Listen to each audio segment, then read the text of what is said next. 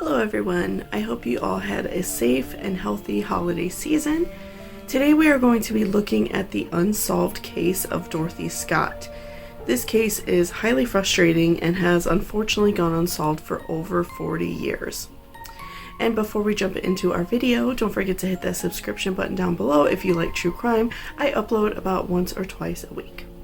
On May 28, 1980, a woman named Dorothy Scott was on her way home from a meeting at work when she noticed her co-worker Conrad Bostron had a large raised spider bite on his arm. She was concerned for her friend, so her and another employee named Pam Head offered to drive to the hospital. At around 9 p.m., Dorothy drove to her parents' home to let them know she would be picking up her son Sean later than what she had planned. She also had changed the scarf she was wearing, which was black, into a thicker red scarf. Dorothy was 32 years old, and she was living with her aunt and her 4-year-old son Sean. Her parents, Jacob and Vera, often took care of Sean when she was working at John's Head Shop in Anaheim, California, or a secretary at the Swingers Psych Shop. Dorothy was known for being a homebody. In fact, she mostly only left her home for work and church. She was a devout Christian and was pursuing a simple life. Dorothy did not drink or do drugs. She was also not dating anybody at this time. When they arrived at the emergency room, doctors gave Conrad a prescription because he was bitten by a black widow spider, and he was discharged at around 11 p.m. Pam and Conrad waited at the hospital door while Dorothy was walking to her car so she could drive up to the door for them. When some time passed, Conrad and Pam thought it was odd that Dorothy hadn't driven up to the door, so they thought maybe it's a big parking lot and maybe she can't find her way to her car easily at night. So they started walking towards Dorothy's car, and as they were walking through the parking lot, Dorothy's white station wagon sped past them. They waved at the car to get Dorothy's attention, but the car did not stop and the driver pulled quickly out of the parking lot. The headlights were very bright in their eyes, so they did not see Dorothy in the car. But they assumed it was her and maybe she rushed off. They thought maybe she had an emergency with her son. Pam and Conrad attempted to contact Dorothy and her family, but after several hours being missing, they made a missing persons report to the police. And unfortunately, the next morning, Dorothy's white station wagon was found about 10 miles away in an alley, abandoned and burnt.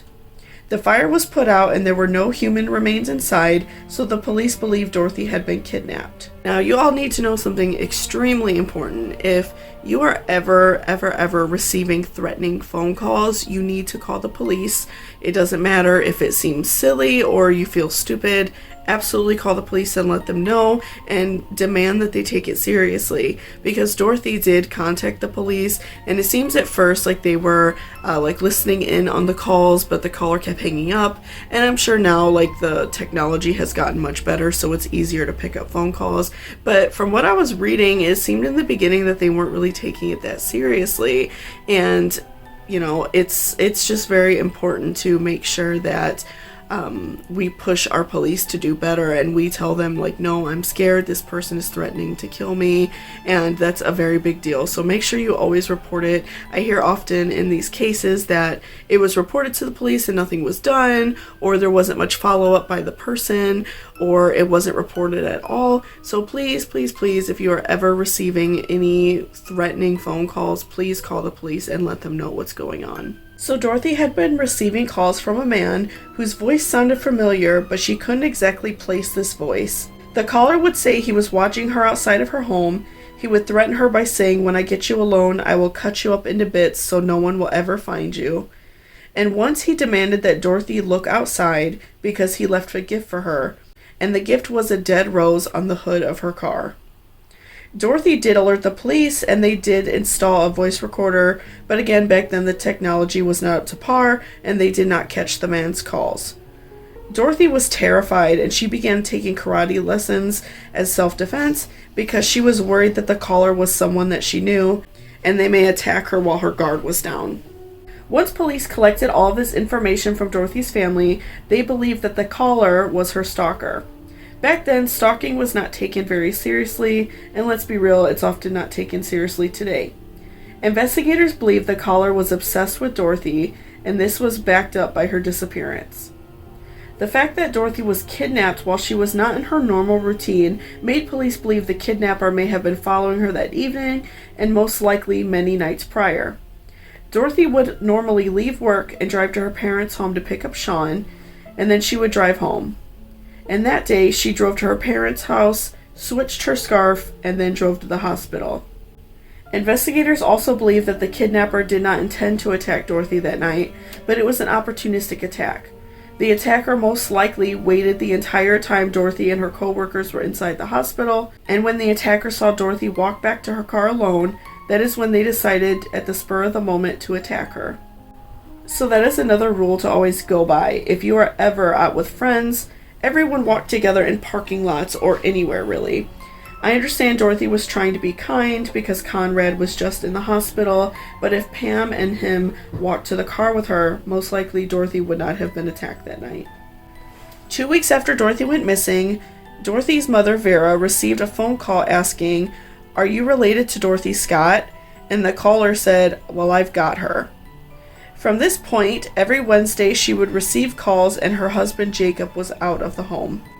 The caller even revealed that he knew Dorothy changed from a black to a red scarf, and he knew what outfit she was wearing when she vanished. Police asked the family to not go to the newspapers about their daughter's case, but Jacob did out of frustration. An article was published on June 12, 1980. The newspaper called the Register also received a phone call from the unknown man. He told them that he was in love with Dorothy and she betrayed him with another man. The caller has never been identified, although investigators believe that he is the one that took Dorothy. Years went by and all the employees at Dorothy's jobs were questioned, as well as frequent male customers, but no one was ever arrested or charged. Her son's father was also heavily questioned, but it was determined that he was nowhere near Anaheim at the time. The calls also continued for 4 years, until one day in April 1984, Jacob answered the phone instead of Vera. When the caller realized it was him, he hung up. Which made me have 2 questions. Why the police were not at the house every Wednesday when he called to try and tap the lines or even listen into the phone. And my second question is, did the caller worry that Jacob would potentially recognize his voice because it is believed that Dorothy told her mother that she thought she knew who the caller was, but she couldn't exactly place a face with the voice. And on August 6, 1984, Dorothy's partial remains were found on a remote construction site. It had been 4 years since her disappearance, and her bones were partially burnt. The ring she was wearing was also found near the body. Also found the watch she was wearing, which was stopped at 12:32 a.m., only an hour and a half after Dorothy had never been seen again.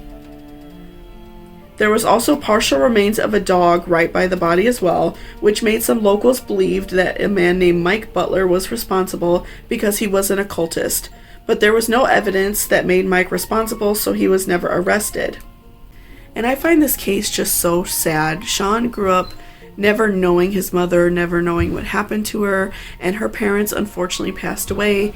Jacob passed in 1994 and Dorothy passed in 2002, and so they both never knew what happened to their daughter, and I just find that to be so sad and heartbreaking that no breakthroughs have ever come through on this case.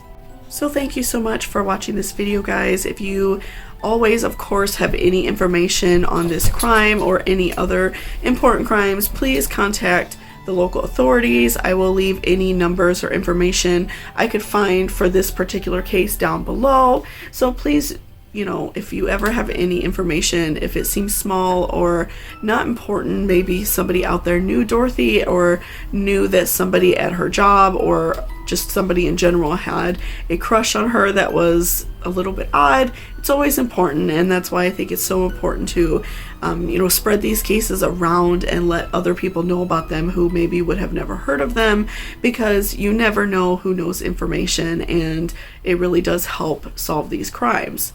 So thank you so much for watching. If you have any other true crime cases that you would like me to cover, please leave it in the comments below. I always look forward to seeing which cases you guys want me to cover. And otherwise, I hope you guys have a great day. Stay safe out there. Bye-bye.